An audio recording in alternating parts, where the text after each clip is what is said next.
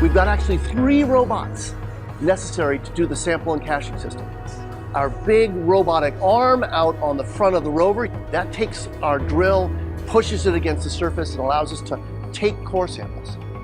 Then we put that core sample in the bit carousel, the second robot, that takes that from the robot arm and puts it down inside our adaptive caching system. This is the part of the sample and caching system inside the rover. We've got a little tiny robot, a special robot arm called the SHA, the sample handling arm. It takes the samples out of the bit carousel and moves them through volume assessment, image taking, and eventually to sealing, and then replaces the cylinder containing the sample in a storage spot, all on its own in the matter of a few hours. We have designs on bringing them back in a decade.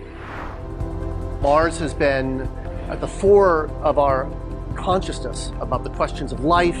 Could life exist in one of our nearest neighbors? I think we have a lot to learn, life or no life, about the evolution of our solar system, about our planet, by looking in depth at rocks brought back from Mars.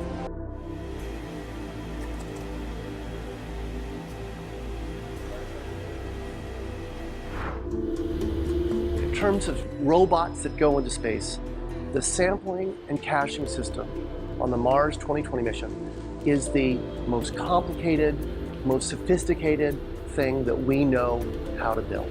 This is the system that allows us to take core samples of rocky material on the surface of Mars, carefully seal them in very sterile, clean vessels for eventual return to Earth. We've been working on the sampling and caching system for 7 years, and that's because it's a tough job. We're testing the equipment to make sure that it's going to work when we get to Mars. It has to function on its own. We have to think of all eventual possibilities and try them here first. And then if they don't work, change it now because we can't make any changes later. To drill into the rock on Mars, pull out intact core samples, seal them hermetically, and to be all done autonomously by a robot hanging off the end of a rover on the surface of Mars has been a challenge.